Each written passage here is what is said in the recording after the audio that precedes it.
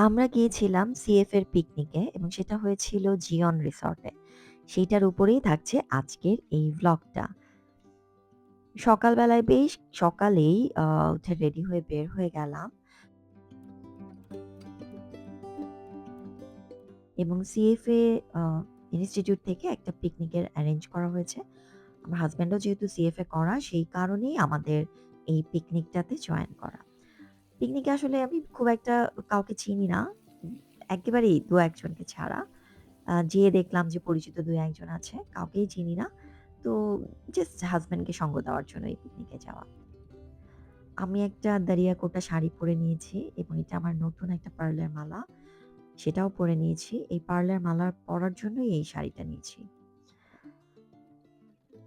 আমরা আশুলিয়া বেড়িবাঁধ দিয়ে চলে যাচ্ছি গাবতলীর জিয়ন রিসর্টে। বেড়িবাঁধের রাস্তাটা এমনি আমার দেখতে খুব ভালো লাগে। পানি, গাছ, কেমন জানি একটা গ্রাম ফিলিং দেয়।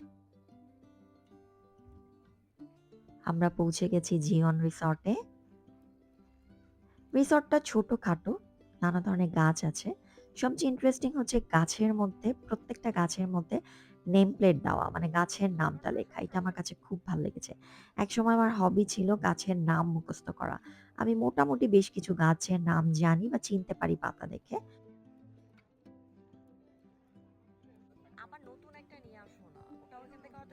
সবুজের সমারোহ যাকে বলে। নানা রকমের গাছ আছে। ফার্ন গুলাও খুব সুন্দর। এমনিতে কয়েকটা দিন খুব ব্যস্ততায় কাটছিল। একটুও রেস্ট নেওয়ার সুযোগ পাইনি। রাতে বিছানায় যাওয়া ছাড়া। তো মনে হয়েছিল সারাদিনের জন্য এইটা একটা বিশ্রাম নেওয়ার জায়গাও হতে পারে। এখানে বাচ্চাদের খেলার জন্য কিডস জোন আছে। একটা সুইমিং পুলও আছে। আপনি কাপড় নিয়ে আসলে এখানে সুইমিং করতে পারবেন। আমি আসলে বেসিক্যালি গাছপালা, লতাপাতা, ফুল এগুলা দেখেই সময় কাটিয়েছি। নামগুলো পড়ার চেষ্টা করেছি যদিও একটা নামও আমার এই মুহূর্তে মনে নেই।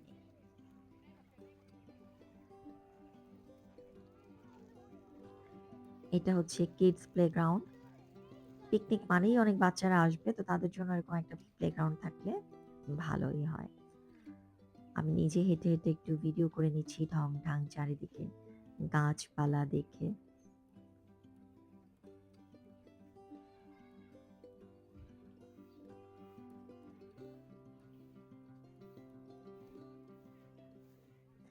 এরপর একটা কর্নারে আবিষ্কার করলাম যে হরিণ রাখা আছে। খাঁচার মধ্যে যেকোনো প্রাণী রাখাটা আমার ভীষণই অপছন্দ। আমি এটা পছন্দ করি না। কারণ আপনাকে যদি কেউ খাঁচায় রাখতো, মানে মানুষকে যদি খাঁচায় রাখতো, তাহলে কেমন লাগতো? আমি খাঁচায় কোনো কিছু পোষা আমি একদম পছন্দ করি না। কিন্তু এটা তো আসলে আমার হাতে নেই যে আমি সবকিছু অফ করে দিতে পারবো। অনেকেই শখ করে হরিণ পোষে, ময়ূর পোষে, পাখি তো আছেই। তবে এটা একটু ঠান্ডা মাথায় চিন্তা করলে নিজেরাই বোঝা যায় যে খাঁচায় কি কোনো প্রাণীকে রাখার কোনো যুক্তি আছে? এটা তো ভালো লাগার কিছু নেই। একটা বন্দি প্রাণীকে আপনি দেখছেন আপনার মনোরঞ্জনের জন্য। এটা অনেক বড় অপরাধ মনে হয় আমার। গাছগুলোর উপর এত সুন্দর করে রোদ পড়েছে। রোদের এই খেলা দেখতে খুবই ভালো লাগবে। খুবই ছোট একটা রিসর্ট, খুব বড় একটা রিসর্ট না। আপনি একবার চক্কর মারলেই এটা শেষ হয়ে যাবে। এবং আমরা হাসব্যান্ড ওয়াইফ একসাথে ঘুরছিলাম। আমরা চুপচাপই ঘুরতে থাকি। আমরা ঘোরার সময় কথা অনেক কম বলি। কথা-টথা খুব একটা বলি না। উপভোগ করার চেষ্টা করি সময়টাকে, প্রকৃতিকে। আর আমার ছেলে এখানে এসেই কোথায় জানি হাওয়া হয়ে গেল। যেহেতু ফুটবল আছে মাঠে, সে পুরোটা সময়ই ফুটবলের আশেপাশে সময় কাটিয়েছে।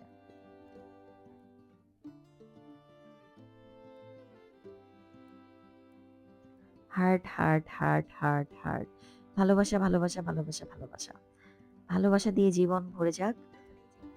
সব ধরনের অনৈতিক কাজ, দুর্নীতি, হিংস্রতা সবকিছু যেন এই ভালোবাসা দিয়ে শেষ হয়ে যায়। দেশের যে অবস্থা, তাতে এই ভালোবাসার সংখ্যা যদি আসলে মানুষের মনে অনেক বেশি থাকতো, তাহলে এত হিংস্রতা বোধহয় আমরা কখনো দেখাতাম না।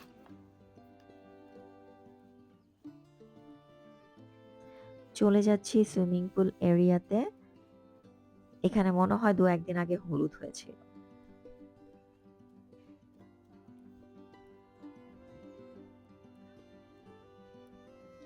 সুইমিং পুলের উপরেও খুব সুন্দর করে গাছ রাখা আছে। খুব মানে জায়গাটা সুন্দর, খারাপ না, আপনার ভালো লাগবে।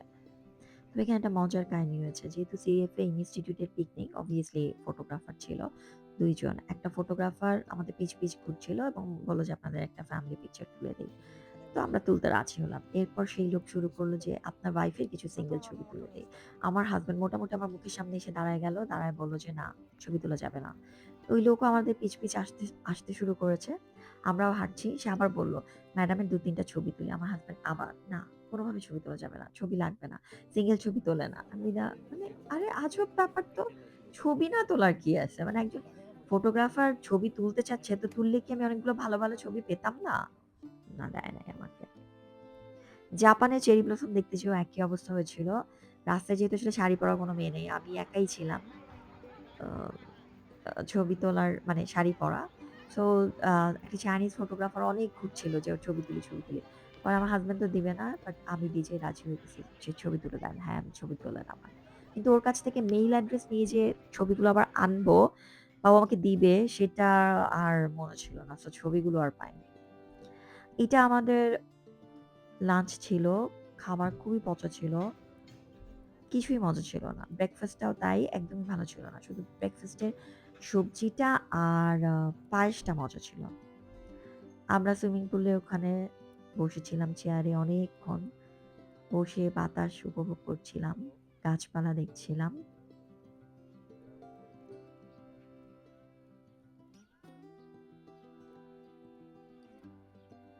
সবুজের কাছে থাকলে আপনার মনে অনেক শান্তি, ভালো লাগা, অনেক অসুস্থতা কমে যাবে।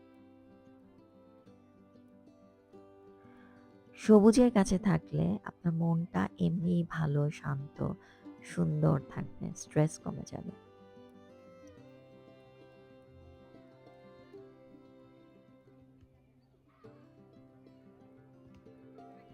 সুন্দর একটা মৃদু ঠান্ডা বাতাস হচ্ছিল।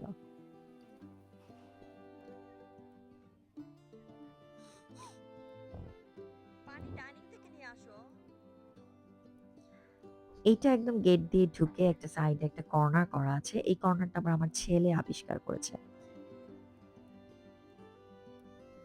এখানে একটু পানির উপরে সাঁকো দিয়ে বা ব্রিজ করা আছে যেখানে দাঁড়িয়ে আপনি নানা ধরনের ছবি, ভিডিও করতে পারেন এবং বলার অপেক্ষা রাখে না। আমি প্রত্যেকটা ইঞ্চিতে কর্নারে দাঁড়িয়ে ছবি তুলেছি, ভিডিও করেছি।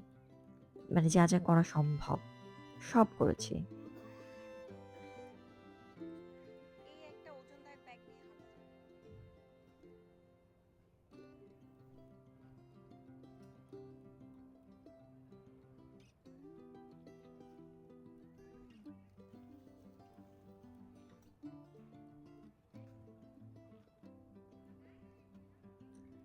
এদিকে তো আমরা ঘুরছি। ওই পাশে মাঠে অনেক কিছু হচ্ছে। ওখানে ঝালমুড়ি, আ ফুচকা, তারপরে আরো অনেক কিছু রাখা। এই ফুলটার নাম আমি ঠিক জানি না। কেউ জানলে একটু জানাবেন তো? আমার ধারণা এই ফুলটার নাম হচ্ছে কাঞ্চন। আমি ঠিক বলতে পারব না। আমি যদি ভুল বলে থাকি আমাকে একটু কমেন্টে বলেন।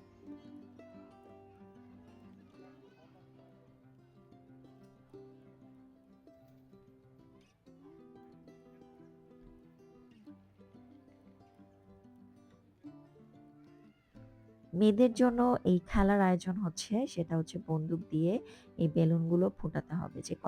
যে যত বেশি পারবে তার গিফট রয়েছে। এখানে একটু পরে এখানে জাদু হবে। আর ছেলেদের জন্য ছিল ক্রিকেট আর ফুটবল। সবাই ফ্যামিলি নিয়ে এসেছে। একটা মানে ছোট হ্যাং আউটের মতো। জাদু শুরু, ম্যাজিক হচ্ছে।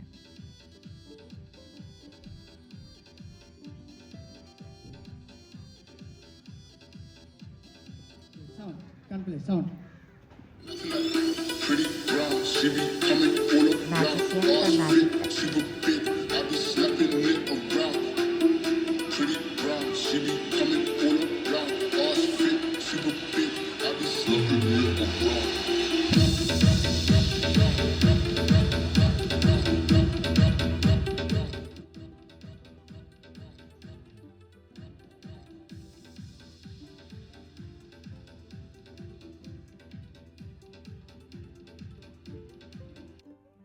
সন্ধ্যে নামার সময় আকাশে অনেকগুলো পাখি উড়ছে। এই পাখি ওড়ার দৃশ্য দেখতে আমার ভালো লাগে। আমার অনেক কিছুই ভালো লাগে যা প্রকৃতি থেকে নেয়া যায়। প্রকৃতি থেকে আপনি যাই স্বাদ গ্রহণ করতে চাইবেন না কেন, সেটা যদি আপনি নিতে পারেন তাহলে খুবই ভালো থাকবেন। বললাম না যে আমি কোনো ইঞ্চি বাদ রাখিনি ছবি তোলার জন্য আর ভিডিও করার জন্য।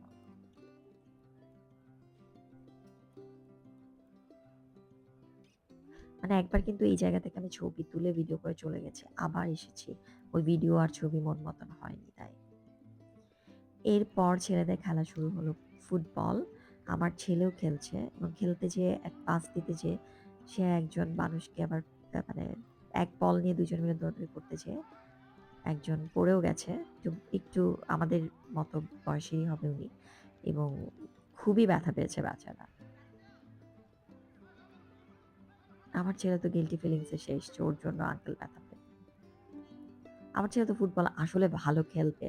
ওনাদের চাইতে কারণ স্কুলে সে ফুটবল টিমে প্র্যাকটিস করে। ওকে আমরা আবার আরেকটা ক্লাবে খেলতে নিয়ে যেতাম। সেখানেও সে ফুটবল প্র্যাকটিস করেছে। তো সে তো ভালো খেলবেই আসলে। হাউজি খেলা আমি জীবনেও খেলিনি। এখানে হাউজি হয়েছে। সো হাউজিটা খেললাম। একটা টাকাও তো পেলাম না। উল্টা লস হলো হাউজির টিকিট কিনে। প্লাস হচ্ছে এই যে নানা ধরনের গিফট কুপন থাকে যে আপনার নাম্বারটা উঠলে আপনি গিফট পাবেন। সেখানেও পাইনি। এগুলো পেতে আমার খুবই ইচ্ছা করে। একটা আপেল পেলেও আমি খুশি। কিন্তু আমি জীবনে কোনোদিন কক্ষনো কোনো কিছু পাই না। খেলে তো পাবোই না। কখনো নাম্বারও ওঠে না। মানে এতটা লাকি আবার আমি না। মানে আমরা কেউই না। আমি, আমার ছেলে, আমার হাসব্যান্ড আমরা কেউই না। আমরা কেউই পাই নাই।